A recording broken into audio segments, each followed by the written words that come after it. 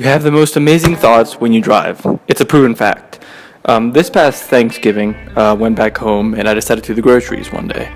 And so I just got in my car and I started driving like it was just anything else. And I had this really interesting thought, so to say, that perhaps all the things that are around me, all the things that I saw as I drove, were just figments of my imagination. They were not real.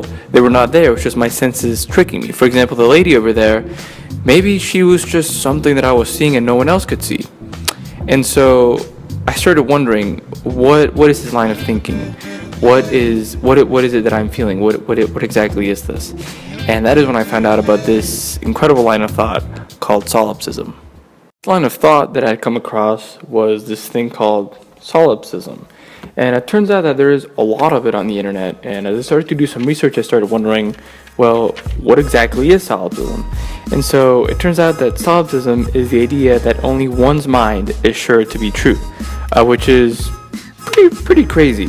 I mean, let's take a second to let that sink in. So basically, if we're looking at this image of just some trees and rocks, we know that for us, those trees and rocks, they are there. But perhaps for someone else, they're not. They're only true to us. And so I started wondering, well, how exactly does this work? I mean, what's the logic behind this? Well, if you think about it, if you see this diagram, we have ourselves, our senses, and the world. And the only way for us to really communicate with the world is through our senses. And solipsism says that basically our senses could be corrupted, they could be iffy, and they could be a little bit different. So these pieces of moss that seem green to me could be purple to you, they could be yellow to someone else, and they could simply not exist in someone else's perception of reality. Essentially, solipsism says that we experience our own perceptions of reality, but that our own perceptions of reality may not be actual reality or true reality, and they are certainly different from someone else's perceptions of reality, which is quite complex. I found out that there are three types of solipsists. There are metaphysical, epistemological, and methodological solipsists, which are basically define a gradient of extreme to mild solipsists. So for example, the metaphysical solipsists are people that believe that nothing is true, and in fact that everything is part of their own imagination.